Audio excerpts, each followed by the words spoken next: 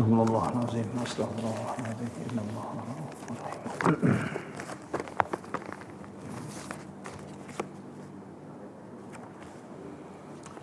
Assalamualaikum warahmatullahi wabarakatuh.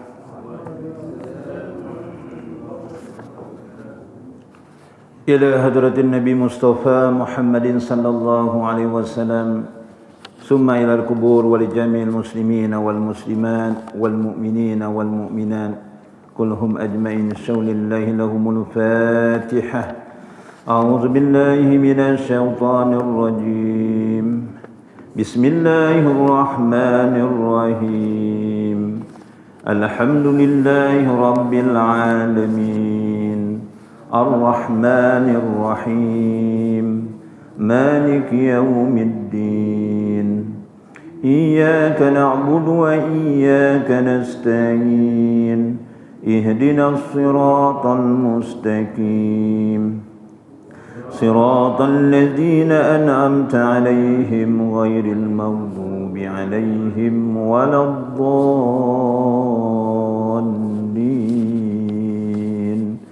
Amin. A'udzu billahi as-sami'il 'alim minasy syaithanir rajim. Bismillahirrahmanirrahim. Alhamdulillahi rabbil alamin. Hamdan katsiran tayyiban mubarakan fih. Hamdan yuwafi ni'amahu wa yukafi'u mazidah. Ya Rabbana lakal hamdu kama yanbaghi li jalali wajhika wa 'azimi sultanik. Allahumma salli ala sayyidina Muhammadin tibbil qulubi wa dawaiha wa afiyatil abdani wa sifaiha wa nuril absari wa diyaiha bihaqqil azamati zatika birahmatika ya arhamar rahimin. Allahumma amsayna ala fitratil islam wa kalimatil ikhlas wa ala dini nabi Muhammadin sallallahu alaihi wasallam wa ala millatina abina Ibrahim alaihi salam hanifan muslima wa makana minal musyrikin. Allahumma ahrijna min zulumatil wahmi wa akrimna binuri fahmi waftah alaina bimarifati ilmi wa nawwir qulubana kama nawarta samsa wal qamar wa sahhil lana abwaba fadlik. Rabbana atina fid dunya hasanah wa fil akhirati hasanatan wa qina azaban nar. Wa sallallahu ala sayyidina Muhammad wa ala alihi wa sahbihi wa baraka wa sallam. Walhamdulillahi rabbil alamin. Taqabbalallahu minkum. A'udzu billahi as-sami'il 'alim minasy syaithanir rajim. Bismillahirrahmanirrahim. Alhamdulillahi rabbil alamin wa bihi nasta'in ala umurid dunya waddin. Wassalatu wassalamu Muhammadin asrafil anbiya'i wal mursalin wa ala alihi wa sahbihi ajma'in. Qala Allah subhanahu wa ta'ala, a'udzu billahi minasy syaithanir rajim. Wallazina amanu wa amilus solihati sanudkhiluhum jannatin tajri min tahtihal anhar khalidina fiha abada lahum fiha azwajum mutahharatu wa nudhiluhum zilan zalila. Sadaqallahul azim. Bismillahilladzi la yadurru ma'asmihi syai'un fil ardi wala fis sama wa huwas sami'ul alim. Bismillahi ma sya'allah la yasukul khaira ilallah. Bismillahi ma sya'allah la yasrifu su'a ilallah. Bismillahi ma sya'allah ma kana min ni'matin faminallah. Bismillahi ma sya'allah la ya'ti bil hasanati ilallah. Bismillahi ma sya'allah la hawla wa la quwwata illa billah. Yang berbahagia lagi dikasihi Tuan Pengerusi Masjid Jami' Kampung Parit Kasih serta semua barisan ahli jawatan kuasanya. Yang dihormati Tuan Imam, Tuan Bilal, dan yang dihormati mungkin ada ketua kampung. Yang dihormati barisan para alim ulama, tuan-tuan haji, tuan-tuan hadirin yang dikasihi lagi dirahmati Allah sekalian. Kapare kapeh waras isonya uri ki waraslah. Alhamdulillah, terlebih dahulu marilah kita sama-sama bersyukur pada Allah Subhanahu wa taala Ia telah menurunkan pada kita akan nikmat yang tidak terhitung, yang tak terbilang. Sebagaimana dalam firman Allah Subhanahu wa taala dalam surah An-Nahl ayat 18, A'udzubillahi minasyaitonir rajim, wa in ta'uddu nikmatallahi la tuhsuha. Dan semoga nikmat Allah Taala yang tidak terhitung itu mudah-mudahan kita dapat gunakan manfaatkan pada jalan yang diridai oleh Allah Subhanahu wa taala. Dan banyakkanlah kita berdoa dan berharap penuh semoga sepanjang kita hidup di dunia ini, saki-baki umur yang ada ini yang kita sedang laluinya, dan sekiranya kita mati nanti, banyakkanlah kita berdoa berharap penuh semoga dalam keadaan beriman dan bertakwa dengan sebenar-benarnya. Hadirin hadirat yang dirahmati Allah, pada malam yang berbahagia ini bukanlah saya nak mengajar tuan-tuan, jauh sekali. Nak berceramah lagilah jauh sekali. Cuma pada malam ini saya ingin mengingatlah di antara satu sama lain. Terutamanya nak mengingatkan telinga yang paling hampir dengan mulut saya, yakni saya sendirilah, ya, yang begitu banyak kelemahannya dan kejahilannya tuan-tuan. Mudah-mudahan dengan mengingat ini memberi manfaat bagi orang-orang mukmin. Tuan-tuan hadirin hadirat yang dirahmati Allah, pada malam yang berbahagia ini saya ingin sama-sama mengulang kaji, iaitu berkenaan adakah salah kita beramal untuk mengejar fadilat, ya? Adakah salah kita beramal untuk mengejar fadilat, tuan-tuan? Kata Imam Nawawi rahimahullahu ta'ala, ya, kata Imam Nawawi, ada beberapa bahagian orang yang beramal. Ada orang yang beramal soleh ataupun melakukan amal ibadah kerana takut kepada Allah. Itu adalah makam hamba. Ya, macam tuan-tuan ada yang tadi solat fardu maghrib, berzikir, berdoa, sembahyang sunat ba'diyah maghrib, kemudian duduk pula dalam majlis ilmu, ya. Tuan-tuan lakukan ini, ada yang melakukan amalan-amalan tersebut adalah kerana takut kepada Allah, itu adalah makam seorang hamba. Ada pula orang yang beramal ibadah, tuan-tuan, dia beramal ibadah mengejar fadilah. Ini adalah makam seorang saudagar. Saudagar ni biasa orang niaga biasanya jalur untung ke jalur rugi? Ya, jalur untung. Lagi-lagi kalau kita tengok gendang, ya. Ini gendang lah budaya bangsa masing-masing. Kalau yang untung aja biasa bangsa Cina. Cuba lagu dia dengar. Untung aja. Kalau India pula bunyinya ada untung juga, tapi kadang-kadang untung, kadang-kadang untung, kadang-kadang untung. Itu kalau India. Ini Melayu kebetulan kalau main kompang biasanya apa bunyinya? Tak untung. Kan tak untung aja. Tak untung, rugi. Tak untung, rugi, kedebok terus. Tapi jangan pula nanti lepas main kompang diubah pula lagu, tak payah. Itu sebagai gurauan aja lah, tuan-tuan, ya.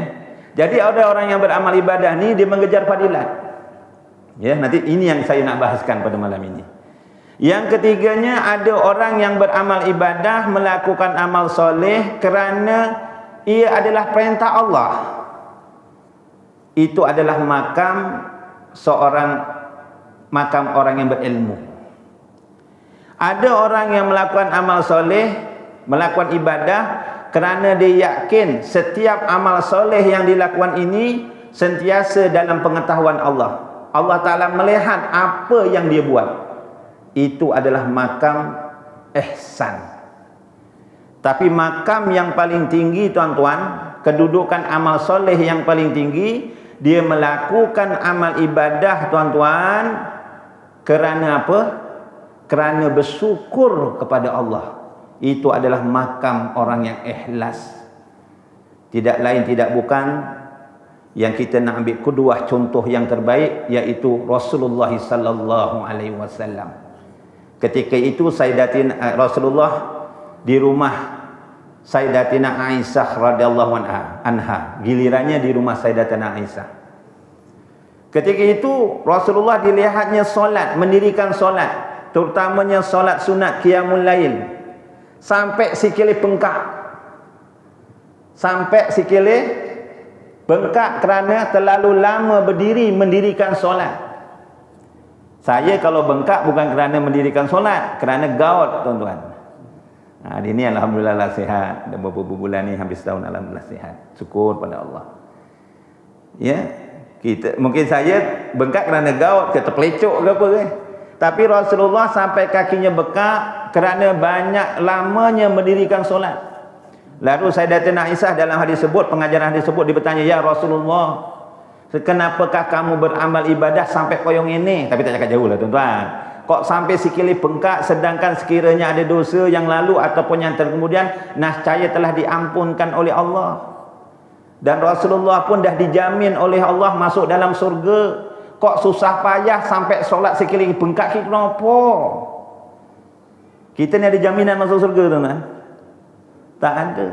Bengkak tak kini sampai mendirikan solat? Tuan-tuan bengkak lah mungkin. Saya tak. Sepatutnya kita lagi bengkak. Rasulullah jawab apa? "Wahai Aisyah, wahai Humairah, adakah salah aku menjadi hamba Allah yang bersyukur?" Sebab itu tuan-tuan hadirin hadiratnya dirahmati Allah, ada satu doa yang Tuan Imam selalu baca.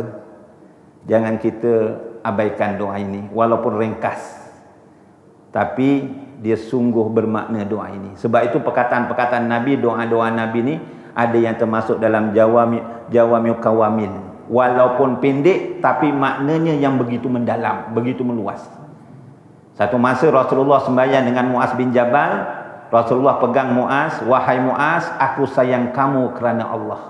Itu sunnah Nabi. Kalau kita jumpa kawan, saya sayang kamu kerana Allah. Kita jawab, "Semoga Allah menyayangi kamu kerana kamu menyayangi aku kerana Allah." Lalu Rasulullah kata apa? "Wahai Muaz, setiap kali kamu selepas solat, bacalah doa ini. Allahumma a'inni ala zikrika wa sukrika wa husni ibadatik." Ya Allah, ya Tuhanku, tolonglah aku supaya sentiasa zikrullah, ingat kepada Allah, dan sentiasa bersyukur kepada Allah, dan sentiasa memperbaiki amal ibadah kita kerana Allah.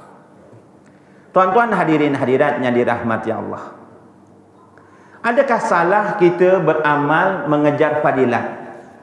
Salah tak salah, kita ambil contoh daripada sahabat Nabi sallallahu alaihi wasallam, iaitu saya ambil satu contoh sahabat Nabi yang bernama, tuan-tuan hadirin hadirat yang dirahmati Allah, iaitu Ibnu Mubarak. Minta maaf, Ibnu Umar ataupun Abdullah bin Umar, anak kepada Sayyidina Umar Al-Khattab radhiyallahu an, Amirul Mukminin. Namanya, gelarannya Ibnu Umar. Ibnu Umar ni tuan-tuan, dia nak mengamalkan sunnah Rasulullah luar biasa. Sunnah yang wajib sudah barang tentu dia tak tinggal. Sunnah yang hukumnya sunat, sunat ni apa hukumnya? Maknanya, balasannya, dibuat dapat pahala, tinggalkan rugi. Kita biasa jawab, tak apa. Itu tak apa yang tak buat aja. Kalau rugi, rugi. Ibnu Umar ni tuan-tuan, sunnah yang wajib sudah barang tentu. Kalau solat berjemaah, ya sudah barang tentu. Sunnah yang hukumnya sunat, serengan-rengannya pun dia mengamalkannya. Sehingga kan Ibnu Umar diceritakan kalau berjalan, dia kilingan, oh, iki biar Rasulullah melakukan ini loh. Rasulullah melakukan ini, dia nunduk kepala. Dia pun ikut tunduk kepala. Biar Rasulullah meliwati kene, jalan kene loh. Dia buat U-turn, tapi orang yang Jawa lah. Rasulullah lalu sini dia belok, patah balik. Dia pun patah balik. Sedangkan dia patah balik tu pun tak ada keperluan. Kerana dia teringat Rasulullah lalu jalan ni, dia buat patah balik, dia pun patah balik. Sampai macam tu tuan-tuan Ibnu Umar ni. Jadi satu masa tuan-tuan, Ibnu Umar ni dia terdengar kelebihan orang yang mengiringi jenazah. Dalam hadis Nabi SAW, riwayat Rawahul Bukhari 45, hadis sahih daripada Abu Hurairah radhiyallahu an, dia mendengar Rasulullah sallallahu alaihi wasallam bersabda, qala mattaba'a janazata muslimin imanan wa ihtisaban wa kana ma'ahu hatta yusalla 'alaiha wa yafruha min dafniha fa innahu yarji'u minal ajri bi qiratain kullu qiratin mislu uhud wa man shalla 'alaiha summa raja'a qabla an tudfana fa innahu yarji'u bi qirat. Satu masa Ibnu Umar ni dia terdengar Rasulullah bersabda, barang siapa yang mengiringi jenazah. Nek wong Jawa ngomong gon ku kono, wong parik usuk parik nombor 5. Tapi saiki aku manggon ning parik gantung Lubuk Semerah. Wudu parik gantung Rengit. Wudu parik gantung parik Sulung. Wudu parik gantung parik Ponorogo. Kena tak sebut kabeh parik gantung ya tekan 12 orang tek-tek. Parik gantung ni banyak popular tuan-tuan. Masuk aku langkat sendiri jadilah. Nek wong Jawa ngomong mengiringi jenazah ki lunga nglayat. Kene padha ora ya? Lunga nglayat. Barang siapa sing lunga nglayat mengiringi jenazah kerana iman, kerana mengharapkan keredaan Allah, dia mensolatkan jenazah tersebut, kemudian ngeterke sampai tanah perkuburan, gek balik untuk ganjaran pahala seberat ataupun sebesar 2 kirat. 2 kirat itu 1 kirat bersamaan seberatnya ataupun sebesarnya gunung Uhud pahalanya. Tuan-tuan pernah nampak gunung Uhud? Yang pergi haji bin umrah mungkin nampaklah gunung Uhud itu macam mana besarnya. Tapi barang siapa yang mengiringi jenazah kerana iman mengharapkan keredaan Allah, sampai solat, lebar solat balik. Saya cakap jauh ni faham tak ni? Faham ya? Tak faham tanya kawan sebelah ya. Ya translate, saya translate ya. Sampai solat jenazah kok mungkin wong umahi wis pesan ko lebar sembahyang jenazah ojo tekan kubur yo. Aku harus mau klinik cek darah tinggi. Orang tekan tanah kuburan lebar solat jenazah balik. Atau mengantar ke anak sekolah ada keperluan. Walaupun sampai solat jenazah tuan-tuan dapat pahala 1 kirat sebesar gunung Uhud 1. Tapi nek tekan tanah perkuburan dapat 2 kirat. Tapi syarat perginya kerana mengharapkan keredaan Allah. Jangan perginya kerana nak disebut-sebut akan supaya dipuji-puji. Kowe kok rajin tenan kok. Ono wong ninggal ning Paret Turiman yo ono. Ning sebelah sekolah agama Sri Mulyad kono yo ono. Ning Paret cepak karo sekolah Sri Pandan yo kowe yo ono. Biyen ono wong ninggal ning Paret Bingan kowe pun ono. Ono wong ninggal Paret nombor 5 yo kowe pun ono. Rajin tenan aku iki. Oh, deloklah kaki. Saya ni memang rajin. Bukan saya lah, memang keturunan saya memang rajin-rajin bab-bab ngelayat ni. Jangan. Kalau niatnya nak menunjuk, tak dapat 2 kirat tuan-tuan. Dan yang dengar pula jangan sangka buruk. Jangan bersangka buruk. Dipuji sikit, nunjuk-nunjuk. Jangan. Nanti kita terlibat sama. Biar kita think positif. English language. Think positif. Ya Allah, dia dah umur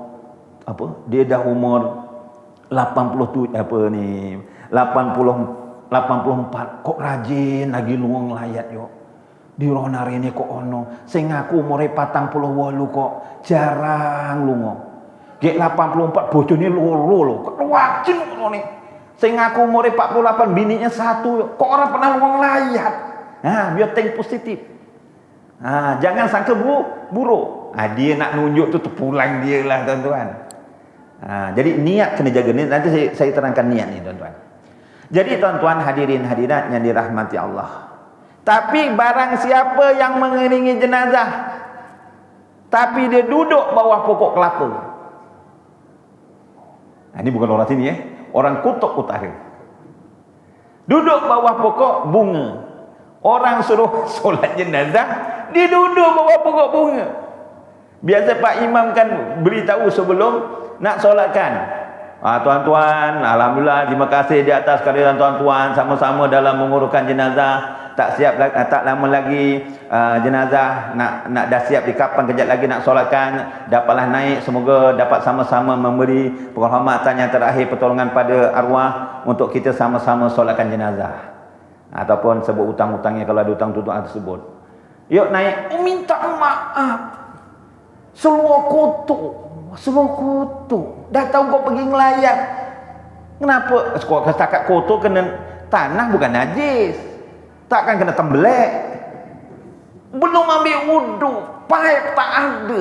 Oh, paip tak ada, paip banyak. Ada ni memang air tak keluar. Saya ambil air tak ada. Baik dekat tu ada. Baik depan tu ada kolah. Ada anak tu, ada kolah Ustaz. Wah, alhamdulillah. Kalau tak saya pakai mineral, ada juga yang mineral. Habis kalau sampai bawah pokok dapat berapa kirat? Tuan-tuan, kita insya-Allah itu Allah Taala yang menentukan. Insya-Allah dapat pahala juga. Nak pergi juga, tapi tak samalah ganjarannya sampai tak sama orang yang apa tadi? Mendirikan solat jenazah. Solat jenazah ni kalau nak ikutkan lebih mudah daripada sembahyang biasa. Betul? Dia tak ada rukuk, tak ada sujud. Sebab itu tuan-tuan, ada 4 perkara yang kita perlu wasiat pada waris-waris yang terdekat, yang bersama kita. Masa kita hidup ni lah, kita berwasiat setidak-tidaknya, sekurang-kurangnya 4 perkara. Orang yang paling dekat dengan kita siapa? Tuan-tuan mungkin isteri, betul? Kalau isterinya ada 2, dua-dua kena wasiat. Kalau ada beras, waras, keras, bolehlah tambah, insya-Allah. Beras, ekonomi kukuh. Waras, sehat. Kalau dah kaki gaul ni, fikir 2-3 kalilah. Keras, tak payah cerita dekat masjid. Itu kata guru saya lah tuan-tuan. Dalam kitab tak cakap macam tu. Kalau isinya 2 terangkan. Kemudian kalau contohnya dia tuduh, wang rumah wis dok ana ninggal ke, cerai ke, ataupun perempuannya dah ibu IT. Ibu IT tu bukan ibu internet, ibu tunggal, single mother. Tu bahasa mudahnya. Dia duduk dengan siapa? Duduk dengan anaknya. Cakap dengan anaknya, pesan pada anaknya 4 perkara. Pertama, contohnya saya bagi contoh ya, pesan pada isteri. Ni kalau belum buat, balik nanti cuba buat. Ayang, kalau panggil ayang lah. Saya panggil rumah saya Pizza. Sebab namanya Pizza. Yang pertama lah. Yang pertama pula. Memang pertama lah Pizza. Pizza. Abang ni nak wasiat sikit. Wah, tentu kalau dia dengar cakap wasiat ni, berdebar-debar dia. Kenapa abang aku buang tabiat ni? Buang tabiat ni tak pernah wasiat. Abang ni nak wasiat sikit. Abang nak bagi tahu, sekiranya besok ya kita minta panjang umur dalam keimanan. Manalah tahu abang pergi dulu. Pergi mana bang? Meninggal dunia lah, mati. Faham tak? Cakap baik-baik lah. Abang pesan, nangis biasa-biasa aja. Ayang jangan menangis sampai meratap-ratap. Abang, kenapa abang meninggal begitu? Kata abang dulu nak hidup seperti. Menjerit-jerit, meraung-raung. Sampai rambutnya diurai-uraikan. Jangan. Nangis yang biasa-biasa aja. Abang dah tak ada. Innalillahi wa inna ilaihi. Bacakan Fatihah. Jangan pula takkan suami mati alhamdulillah. Takkan nak begitu. Biasa-biasa, jangan meratap-ratap. Kalau ayang semakin kuat meratap, lebih berat siksaan abang dalam kubur. Abang dah pesan ni. Besok kalau ayang buat juga meratap-ratap, abang dah lepas tau. Abang dah ajarkan ayang. Pernah cakap macam tu tak dengan isteri? Pernah? Diam ni pernah lah. Pandai tuan-tuan, diam lah, pernah lah semua ni. Yang kedua wasiat apa? Yang kedua wasiat apa? Kalau abang pergi dulu, abang wasiat, kalau kita menantu anaknya pertama dulu, 10 balai, 10 kanopi. Bukan yang 14 kanopi yang kita jemputan 1000. Satu darab 20 ringgit. 20,000 ya kita belanja. Kerana nak grand, biar orang ramai datang. Tapi kalau abang meninggal besok, abang ingatkan dengan ayang, kalau boleh yang sembahyangkan abang ni solat jenazah, jangan kurang daripada 40. Kalau boleh 100. Kalau boleh lebih lagi bagus. Abang kenapa cakap macam ni? Kan mesti gitu kan. Seorang boleh tak? 2 orang boleh tak? Boleh. Tapi kalau 40, nanti tuan-tuan buka mustika hadis ni, yang mudah lah kalau kita banyak ni. Jilid yang kedua. Ada tak dekat rumah? Aduh, masjid je, dekat rumah beli kalau boleh. 1 tandan sawit aja.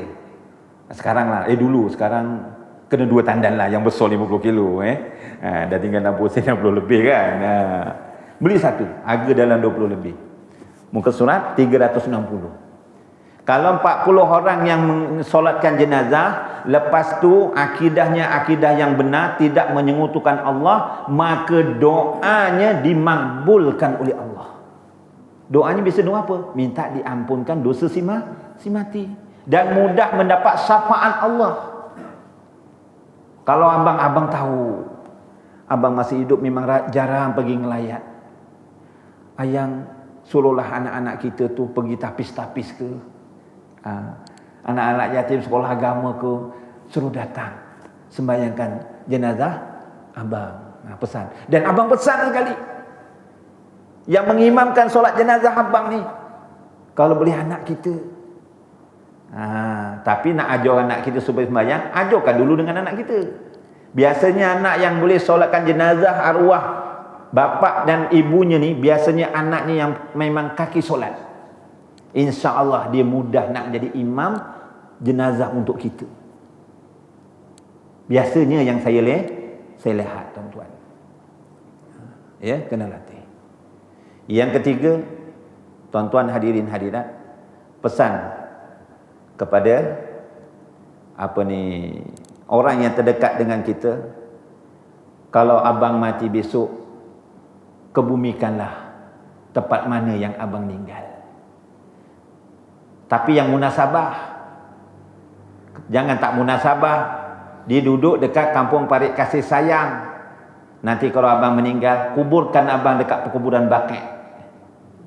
Suruh kubur dekat perkuburan Bakek. Duduk dekat Parit Kasih Sayang. Bakek dekat mana? Dekat Madinah sana. Itu tak payahlah sempurnakan dia punya wasiat. Mati dekat sini suruh kuburkan kat Bakek. Orang yang meninggal kat Madinah pun belum tentu dapat kat Bakek kan. Sebaiknya dia meninggal tu kuburkan di tempat mana yang dia meninggal. Kalau matinya dekat New Zealand, kuburkan dekat New Zealand. Itu yang sebaik-baiknya. Yang keempat, ini kadang-kadang kita jarang nak pesan. Yang keempat, sekiranya abang mati dulu, abang nak cakap ni, kebun yang 10 hektar belakang masjid Parit Kasih Sayang tu, abang dah namakan Alung. Kebun yang 10 hektar lagi dekat Kores, abang dah kasih nama Angah. Anak kita cuma 2 saja. Dan Ayang, isteri pertama abang kasih 10 hektar dekat Senggarang. Oleh kerana isteri kedua tak ada anak, abang dah namakan 10 hektar juga berada di Rengit. Ada 50 hektar lagi tanah yang abang tak sempat nak namakan. Nampak napas abang ni pun dah mula pendek. Contoh. Jadi abang pesan,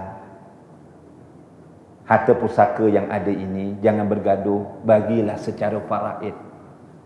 Dan jangan lupa, harta yang abang bagi pada kamu semua, gunakan pada perkara-perkara kebaikan. Infakkan pada jalan Allah, jadi abang dapat sahamnya. Dan jangan lupa titipkan pahalanya untuk arwah abang besok. Besok tuan-tuan kalau boleh setiap pagi lah tuan-tuan. Waktu terbaik ni waktu subuh kita bersedekah. Kalau pergi masjid tu, bawalah contohnya. Masa sawit 40 sen, RM4. Masa 1000 takkan RM4 juga. Satu hari RM10 contohnya. Kita masukkan dalam tabung, titipkan pahalanya. Ya Allah ya Tuanku, ku titipkan pahala sedekah ini untuk arwah mak bapak aku.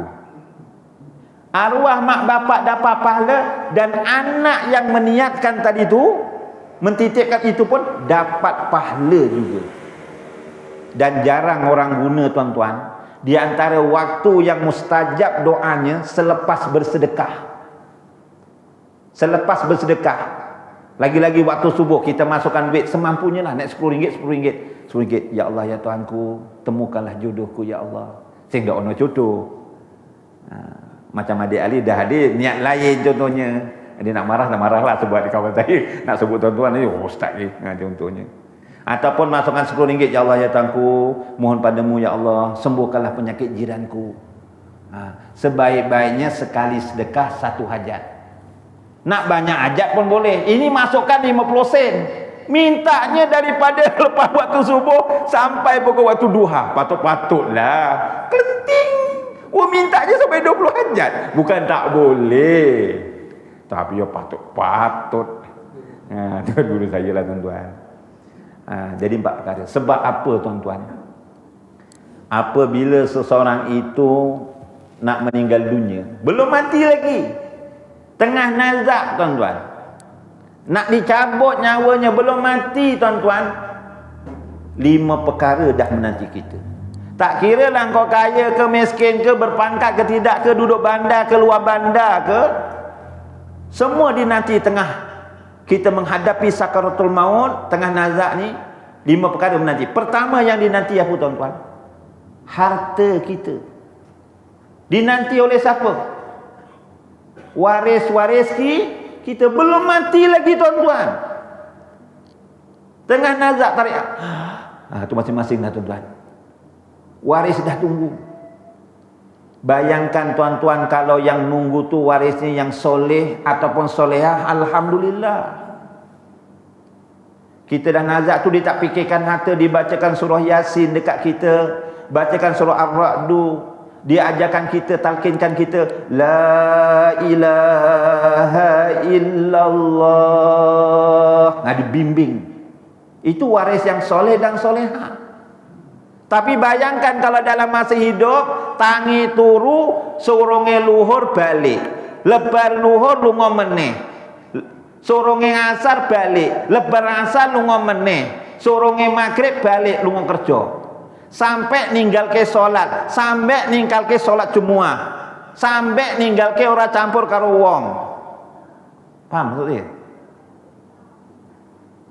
Sampai tak mengidahkan anaknya solat ke tidak, istrinya solat ke tidak, istrinya mentok aurah ataupun tidak, bodoh. Bodoh berarti. Yang penting aku golek harta yang banyak-banyak ben kepenak kabeh. Dan nak meninggal hartanya memang banyak. Nek Ponorogo banyak tu memang banyak betul lah tuan-tuan. Memang banyak betul.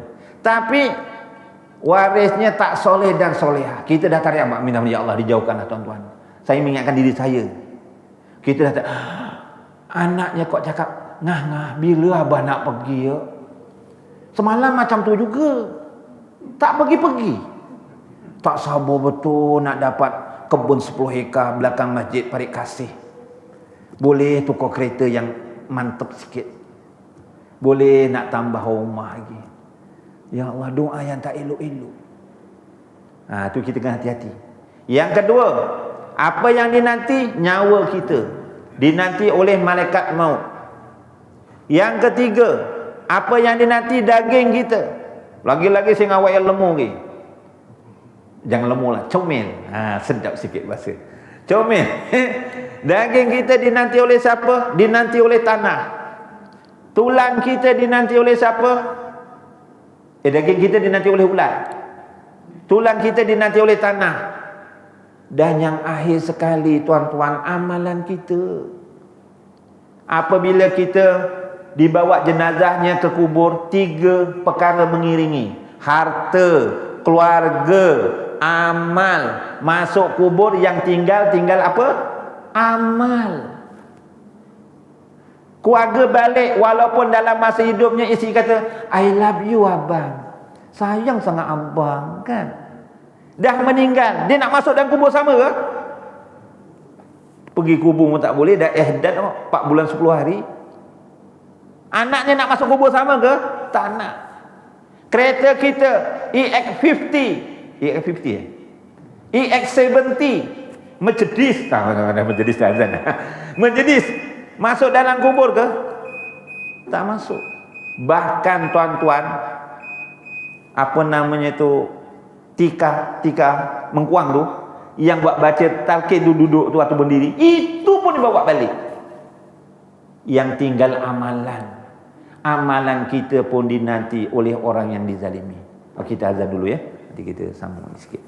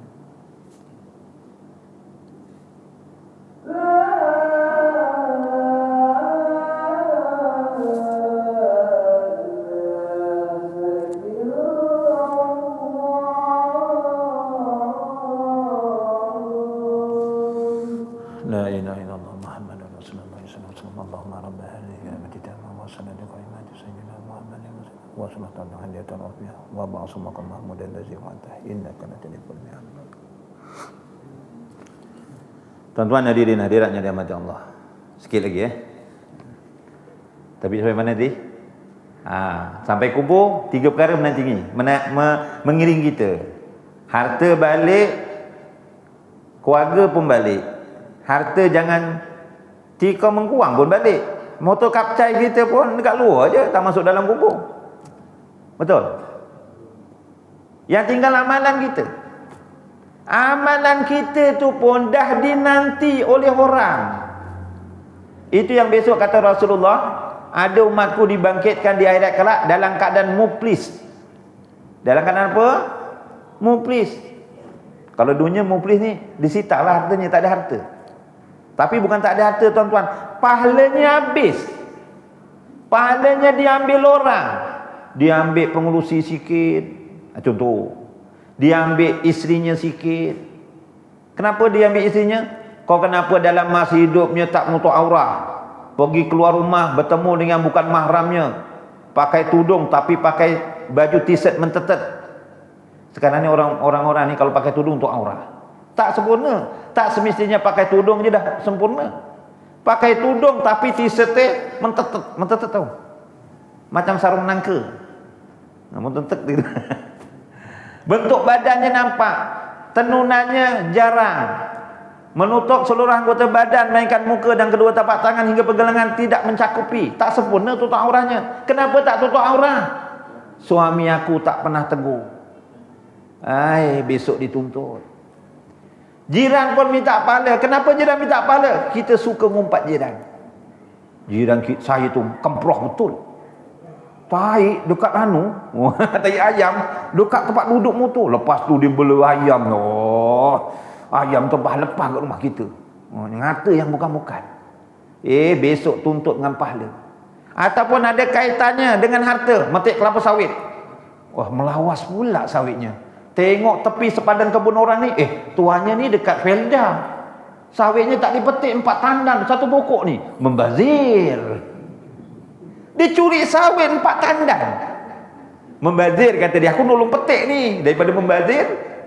Innal mubazir kanu iwanas sayatin. Membazir ni adalah kawan syaitan. Dia buat bukan petua sendiri.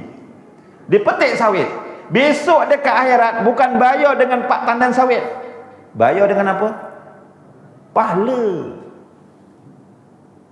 Ini kita naik kereta, ada budak kecil tu, entah macam mana naik basikal, beleret sikit kena dinding kereta. Dia tampaknya budak tu, peng. Besok bayar apa? Pahala tuan-tuan. Itu yang besok pahalanya habis. Tak cukup pahalanya jadi habis. Okey, habis cerita. Jadi tuan-tuan, Ibnu Umar ni dengar kelebihan orang menguruskan jenazah ni, kok okey bener ya pahalanya ya. Ngiringi jenazah sampai solat jenazah, nunggang motor, nunggang kereta sampai tanah perkuburan, ibaratnya kau yang mana lah. Kok balik untuk pahala kok gede banget, sampai 2 kirat, 2 gunung Uhud. Mengiringi jenazah sampai solat kok dapat pahalanya banyak, sampai 1 gunung Uhud. Dia nak pastikan tu kelebihan fadilat menguruskan jenazah tu, mengiring jenazah. Dia jumpa orang yang hampir dengan Rasulullah, iaitu Sayyidatina Aisyah radhiyallahu anha. Wahai Sayyidatina Aisyah, aku ada takon siti, kata Ibnu Umar. Benar apa Rasulullah masih hidupnya dia ada menyatakan orang yang mengiringi jenazah mengharapkan keredaan Allah, mensolatkannya sampai tanah perkuburan dapat 2 kirat. Nek takkan solat untuk 1 kirat. Kata Sayyidatina Aisyah, benar, memang saya mendengar Rasulullah menyatakan sedemikian rupa. Lalu kata Ibnu Umar, alangkah ruginya, kata dia, alangkah ruginya selama ini aku membiarkan pahala menguruskan jenazah berlalu begitu saja. Jadi tak salah kalau kita beramal ibadah mengejar fadilat. Satu contoh. Ini bukan sahabat Nabi tapi ulama salaf. Yaitu guru ni adalah guru kepada Imam Bukhari, guru kepada Imam Muslim, dan dia guru juga kepada Imam Abu Daud. Bukan Wak Daud sebelah kampung, Imam Abu Daud. Guru ni siapa namanya? Syekh Ubaidillah bin Umar Al-Qawariri. Syekh Ubaidillah bin Umar Al-Qawariri ni tuan-tuan, dia nak mengejar fadilat solat fardu isyak berjemaah. Satu masa lebar maghrib, sembahyang maghrib dekat masjid. Syekh Ubaidillah ni telah diberitahu ada tetamu datang dekat rumah. Syekh Ubaidillah balik kerana nak menghormati tetamu. Kerana melayan tetamu ni fadilatnya begitu besar. Sebab itu tuan-tuan, kata alim ulama, rumah apa yang paling diberkati oleh Allah selepas masjid dan surau? Rumah apa? Rumah yang sering didatangi oleh tetamu. Jadi kita kena bimbang. Kalau tetamu dah lama tak datang rumah kita, jangan kita suka. Raya haji yang lepas, alhamdulillah yang adik-beradik abang semua tak balik. Selamat minyak kita yang 5 kilo yang harganya RM42, RM40. Kalau dia balik sapan minyak kita 5 kilo tu. Contoh. Saudara ayang pun tak balik. Saudara ayang ni anaknya, ya Allah, macam boboi kuasa 5. Kalau datang rumah kan ada masuk dalam peti ais, masuk dalam kendil. Kan ada budak-budak macam tu, masuk mesin basuh. Saya tak kata anak orang lah, anak saya pun sama tuan-tuan. Masa kecil-kecil lagi-lagi yang kembar tu. Oh, masuk mesin basuh. Anak ustaz kopeng ni koyo ni. Tadah je lah tuan-tuan. Balik cetol ngono. Ngisi ni wong. Jadi kalau tetamu datang jangan mengeluh. Kerana apa? 1% yang datang, 1% pula. Seorang tetamu yang datang ni bawa 1000 rahmat, bawa 1000 berkat. Kalau satu band yang datang rumah kita, banyak tak? Banyak rahmat, banyak berkat. Sebab tu Syekh Ubaidillah, tetamu datang, dia balik, hormati. Ojo delik. Delik dong delik. Makin nyuruh.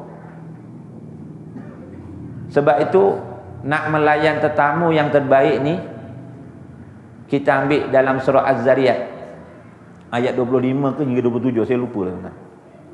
Nabi Ibrahim, contoh terbaik, di antara contoh terbaik melayan tetamu.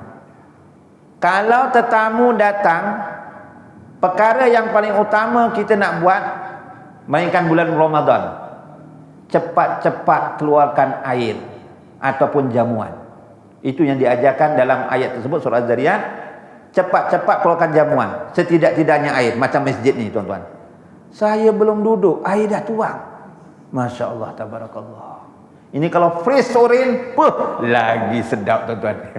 Ini gurau aja tuan-tuan. Taklah, kalau fresh sorin, dia syukur lah apa yang ada. Gurau. Yang kedua, jangan tetamu datang sampai dah berbual, sampai pengambangan tekak air tak keluar. Mentolok betul. Yang kedua, jangan ditarani. Tarani tahu? Jangan dipelawa. Melainkan kalau ditarani itu, contohnya dia datang biasa orang puasa sunat. Contohnya datang 10 Muharram. Itu tak apa. Minta maaf Tuan Haji, hari ni puasa ke tak ya? Puasa. Tak apa. Kita dah pamit dulu. Kalau boleh bungkuskan, itu lagi jempol. Tapi kalau hari biasa jangan ditarani. Nak minum? Weh sarapan? Tentulah dia cakap, jangan susah-susah. Jangan susah-susah. Dalam hati susah benar. Kan? Jangan ditarani. Nombor 3. Nabi Ibrahim aja apa? Yang dilakukan oleh Nabi Ibrahim, jangan diuar-uarkan jamuannya. Kan kalau orang Jawa, ni anaknya 5, kabeh kek wedok kabeh. Kaya aku anaknya 5, isteri pertama, lanang kabeh. Lanang kabeh Pandawa 5. Tapi nak anak wedok 5 wedok, manten siji gawe ke sak bilik. Ono 5 bilik, betul. Wedok digawa wong kan, dibawa suaminya. Omahe sak geden-geden ni. Garek bapake karo make ngantenan lah ning omah. Datang tetamu, isinya dekat dapur sana. Bapaknya dekat depan layan tetamu, kawan satu maktab pergi haji dulu. Jadi nak malas pergi dapur, dijerit aja. Makmu. Wah, dijerit daripada depan. Ono tetamu teko ki lho sak matam biyen kita ngejoki haji. Jenenge kan Gondorowo, Gondorowo pula. Kan kaji jamingan ki sing teko. Ada nama jamingan ni? Ada. Tapi menjaminkan sinilah. Dia teko ki, gawe ke wedang melo ya. Gawe ke wedang melo. Anu tok ke jemput-jemput sing ora entek mau. Jemput-jemput sing ora entek. Tok ke. Baik tak? Naik kira untung Ustaz. Nak keluarkan naik, keluarkan jemput-jemput. Daripada tak keluarkan. Memang betul. Tapi Nabi Ibrahim, tetamu datang, dia diam-diam masuk dalam rumah, dia keluar bawa anak lembu yang gemuk yang siap dipanggang, bawa. Sebenarnya yang datang tu malaikat. Jadi jangan jerit-jerit. Ani cakap dengan Umar. Pesan. Lepas tu nombor 3, ya. Nombor 4. Kalau makanannya dah terhidang, persilakan makan. Bodoh. Wes dihidang ke pun nak persilakan makan, monco. Jangan. Ini dalam Quran aja. Persilakan makan. Yang kelima, ialah kadang-kadang kita ngidangkan tengah hari ono ayam kari, ono sambal belacan, ono telur dadah, ono sayur gori campur tetel, yo ono sambal apa ki pecel iwak keli, yo ono apa meneh ki ketem masak cili api. Ini kita jemput kan 10-12. Tetamunya suka ayam kari kat ujung sana tu. Dia sampai gini-gini tu. Dah dia punya bajunya kena kuah. Jadi tuannya sebaiknya nak lauk kari ya? Tak apa duduk buat sini. Saya cedokkan. Macam itu. Itu di antara 5 adab lah tuan-tuan. Nak cerita ni panjang pula. Itu dah cerita lain tajuk kita. Ada kelebihan menyambut tetamu. Betul tak? Mengejar fadilat juga.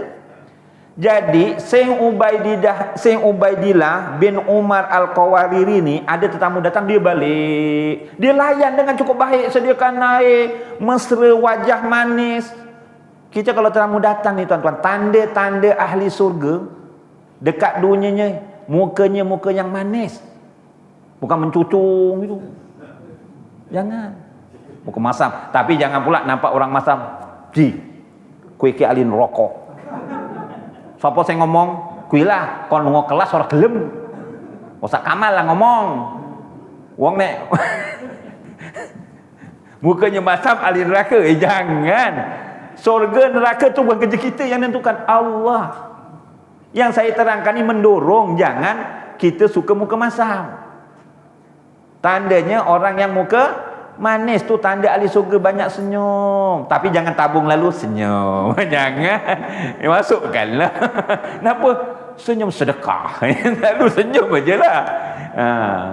Jadi, Syekh Ubaidillah ni layan tetamu cukup baik. Nek wong Jawa ngomong, tetamunya kerasan. Kerasan tu kerasan.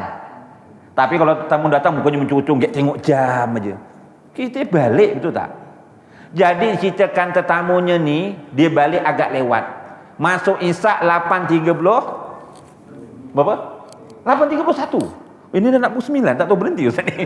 8.31. Ibaratnya tetamu balik 8.40. Kalau kita tuan-tuan, tetamunya balik 8.40, agak-agak kita nak pergi masjid lagi ke? Kalau tuan-tuan pergilah agaknya. Kalau saya, besok payahlah. Memang ketinggal punya sembahyang yang rumah air, betul. Tapi Syekh Ubaidillah tetamunya balik walaupun dah lewat waktu Isyak, dia tergesa-gesa pergi masjid. Kalau dia berjalan, dia melebarkan langkahnya. Dia berharap supaya dapat solat berjemaah Isyak di masjid. Tak dapat makmum muafiq, dapat makmum masbuk. Tapi apabila sampai masjid, lampu telah gelap, pintu telah rapat. Sedihlah Ubaidillah menitiskan air mata. Tuan-tuan kalau ketinggal solat berjemaah sedih tak? Sekali sadar pukul 4.30, alaki 4.30 kok. Waktu subuh pukul apa tu ke? 5.58. Alah turun meneh lah. Kalau 4.30 pukul 5 turun meneh engkau lah tangi ni pukul 6.30. Laki ni dia peluk ngono. Puh. Peluk apa? Peluk bantal guling. Jangan fikir macam-macam. Masuk TV. Sadar pukul 6.30. Agak-agak, ya Allah ya, sedih betul ya memang tertinggal solat pada subuh. Ada macam tu? Wah, kalau ada memang ya Allah, Masya Allah, Tabarakallah. Sayyid Ubaidillah sedih tuan-tuan. Dalam perjalanan balik rumah dia teringat hadis Nabi, salatul jamaah minan salati fadhi bi sab'ina wa isrina darajat. Dia teringat solat berjemaah lebih baik daripada solat seorang sendiri, 27 darjat. Dia balik rumah, dia ulang sembahyang fardu isyak tu sebanyak 27 kali. 27 darab 4. 27 equal anak tahu nak cakap lah, lupa dah bahasa Inggeris. 27 darab 4 sama dengan berapa rakaat? 108 rakaat. Tuan-tuan pernah sembahyang 108 rakaat? Mungkin tuan-tuan pernah lah. Kita sembahyang tarawih nak dapat 20 pun pilih. Malam 21 baris depan. Nak buat 20 witir 3. Malam 22 baris belakang. Buat berapa? 8 witir 3. Malam 23 depan lagi 20. Itu saya bukan tuan-tuan. Baru 20 pun mesti nyambat. Ini 108 rakaat. Kerana apa? Syekh Ubaidillah mengejar fadilat solat fardu isyak berjemaah. Jadi tak salah tuan-tuan kita mengejar fadilat ni tuan-tuan. Lagi-lagi orang awam macam kita ni. Tuan-tuan hadirin hadirat yang dirahmati Allah. Walau bagaimanapun kita masuk surga ni dengan apa tuan-tuan? Adakah kita masuk surga dengan amal soleh? Adakah kita masuk surga dengan pahala tuan-tuan?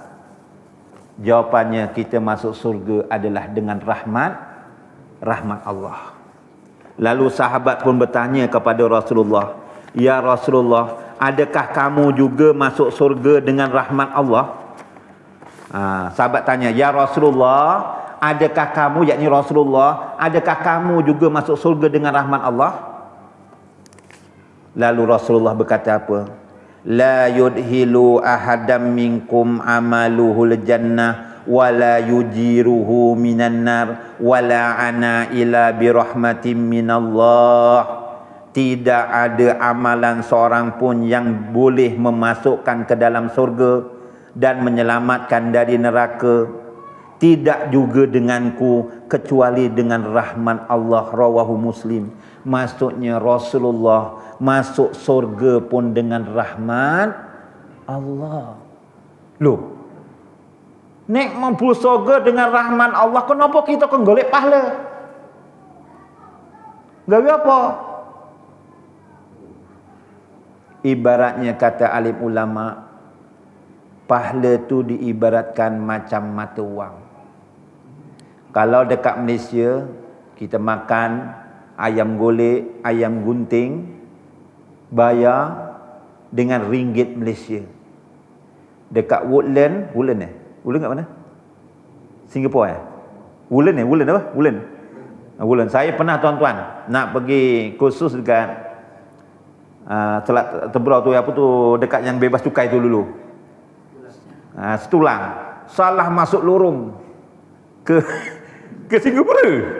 Rupanya dah sampai sana nak patah balik, ingatkan boleh patah balik suka-suka. Kenapa kau pergi sini? Kursus salah jalan. Mana suratnya? Weh, banyak soal jawab pula.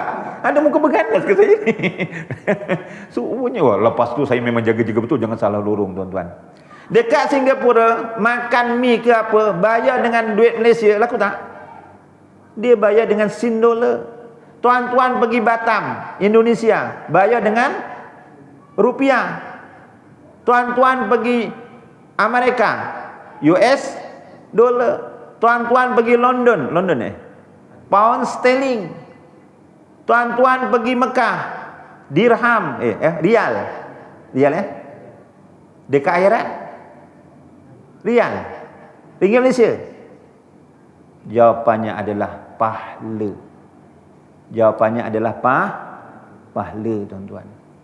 Sebab itu tuan-tuan hadirin hadirat yang dirahmati Allah, kedudukan amal kita ni tuan-tuan, kedudukan amal kita ni, kedudukan amal kita ni tuan-tuan ada 5. Saya ringkaskan aja.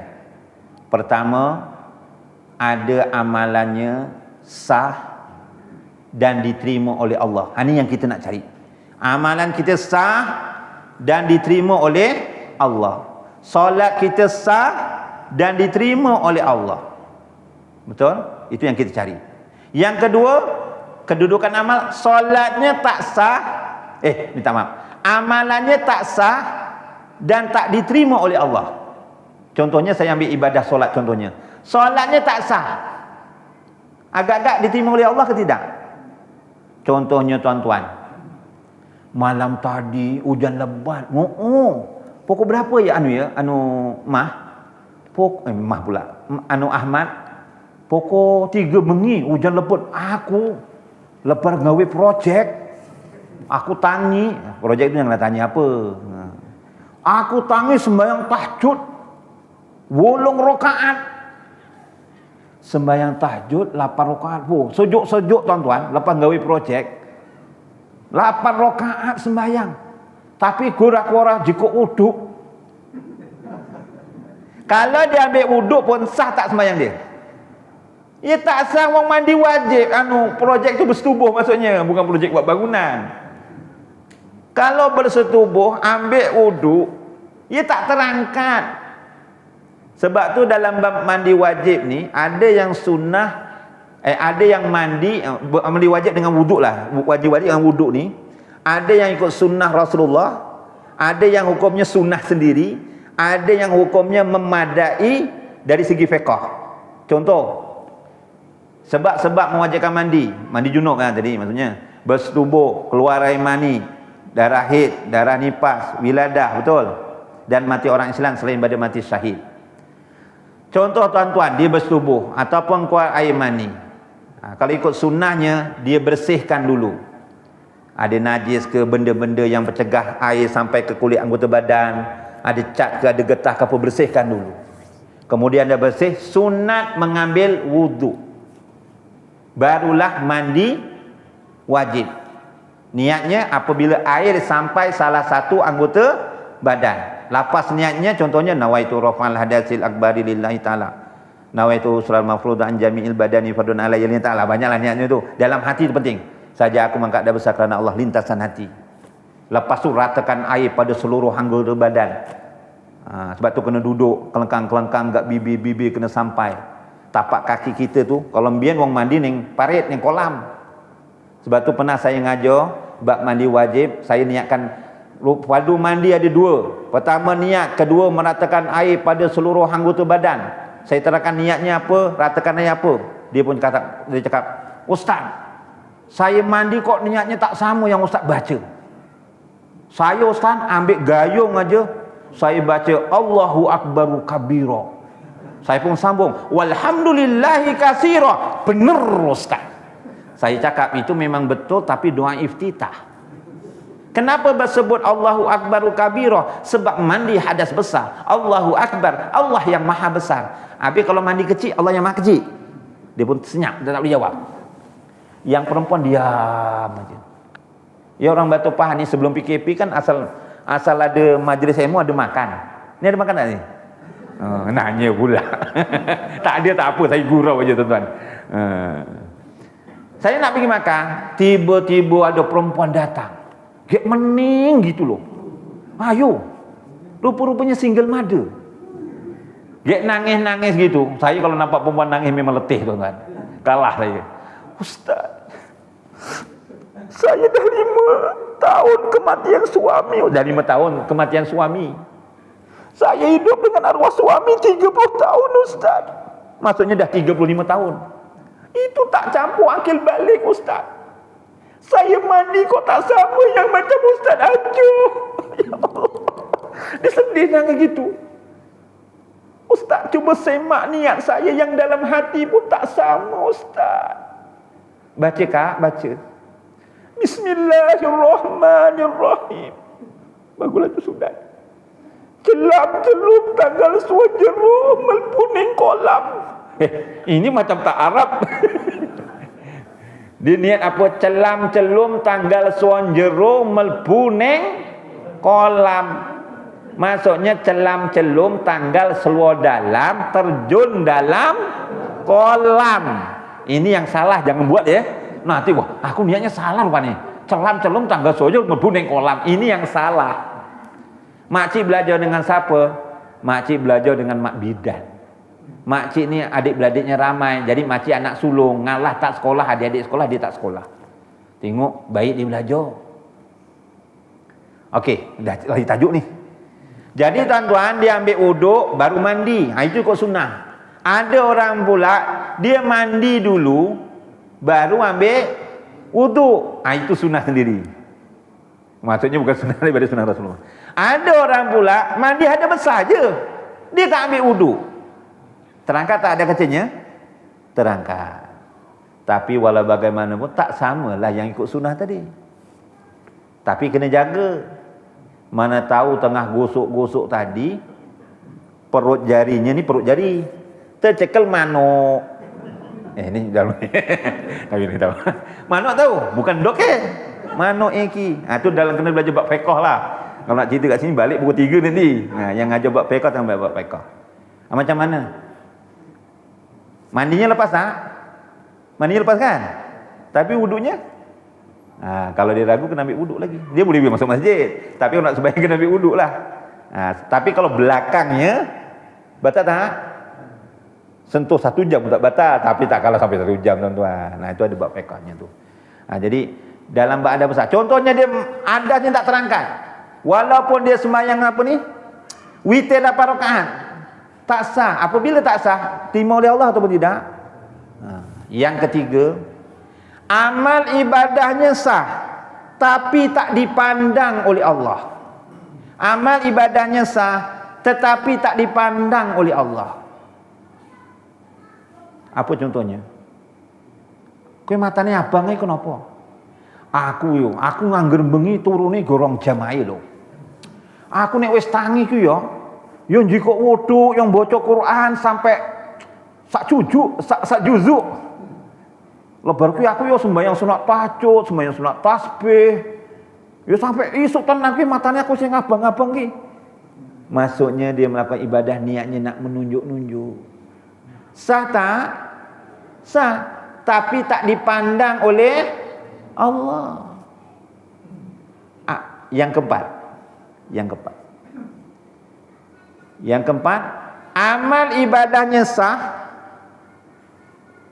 diterima oleh Allah, dapat pahala, tak lama dipadam. Pahalanya dipadam tak lama. Contohnya dah setahun dipadam. Contoh. Ni saya selalu kalau kat YouTube selalu YouTube pula saya ulang-ulang. Contoh. Ni contoh ya, tak ada kaitan hidup atau mati, jangan terasa pula. Sejuk tak kat masjid? Sejuk tak bang? Sejuk tak? Sejuk tak? Sejuk. Kalau tak sejuk ni ada something wrong ni. Sejuk tak? Sejuk. Kenapa sejuk? Sebab ada kipas helikopter. Dia tak cuba aircon tau. Nanti buat aircon terasa pula. Ada kipas helikopter. Kalau dia helikopter tu, ni kalau tak boleh pasang, ni kalau pasang tanggal semua ni tu. Ada kipas helikopter. Kau tahu? Dah setahun ni, dia pasang dah setahun. Sebelum tu dia tak sebut-sebut. Dah setahun baru dia sebut. Agak-agak kipas ni boleh dengan sendirinya. Tak, berdiri dengan sendiri hanya Allah. Tentu ada orang yang sumbang, ada orang yang wakafkan kipas ni. Engkau tahu siapa yang wakafkan kipas ni? Tak tahu? Bagi tahu kawan-kawan semua. Ana lah yang wakafkan ni. Contoh. Dia sebut-sebut kebaikan yang dilakukan dah setahun padam. Itu yang kita sangat takut tuan-tuan. Kata mbah saya, arwah nenek saya. Dah pukul 9 ni. Satu lagi. Kalau nenek saya dia cakap, kalau kita bagi sesuatu ibaratnya koyo buang uyuh. Buang uyuh nanti. Buang air kecil. Tuan-tuan, kalau buang air kecil ada sebut-sebut tak? Mam, kau nak tahu tak mam, malam tadi sejuk. Saya buang air kecil 5 kali, mam. Ruginya ada? Ada tak tuan-tuan ungkit-ungkit buang air kecil? Tak ada. Jadi contohnya kalau kita bersedekah ke apa ke, jangan disebut-sebut. Jangan diungkit-ungkit. Dan akhir sekali tuan-tuan, amal ibadahnya sah, diterima oleh Allah, dapat pahala, tapi pahalanya diambil orang sebagaimana yang saya cakap tadi. kita bukan setakat menjaga hablum minallah, kena jaga hablum minannas. Jadi saya rasa setakat itu saja pada malam ini. Kalau ada silap dan salah, harap dapat dimaafkan. Ya, mudah-mudahan kita di lain masa dapat diketemukan lagi. Ya, mudah-mudahan apa yang saya sampaikan ni, kalau ada silap salah, harap dapat dimaafkan. Saya ni kalau cakap memang kasar-kasar, sebab saya orang kasar, bukan orang halus. Ya, jadi kalau ada salah silap, harap dapat dimaafkan. A'udzubillahi minasyaitonirrajim. Bismillahirrahmanirrahim. Alhamdulillahirabbil alamin, wassalatu wassalamu Muhammadin asrafil anbiya'i wal mursalin wa ala alihi washabihi ajmain. Allahumma arinal haqqa haqqa warzuqna tiba'ah wa arinal batila batila warzuqna tinabah. Allahumma ati Muhammadanil wasilah waj'al fil mustafina mahabbata wa fil alamina darajata wa fil muqarrabina sarra. Rabbana atina fid dunya hasanah wa fil akhirati hasanah wa qina azabannar. Wa sallallahu ala sayyidina Muhammad wa ala alihi wa sahbihi wa baraka wa salam walhamdulillahi rabbil alamin. Subhanakallahumma wa bihamdika asyhadu an la ilaha illa anta wa astaghfiruka wa atubu ilaik. Bismillahirrahmanirrahim. Wal 'asr innal insana lafi khusr illa alladzina amanu wa amilus solihat wa tawasaw bil haqq wa tawasaw bis sabr. Sadaqallahul azim. Dengan ini saya sudahi dengan wabillahi taufiq wal hidayah. Wassalamualaikum warahmatullahi wabarakatuh.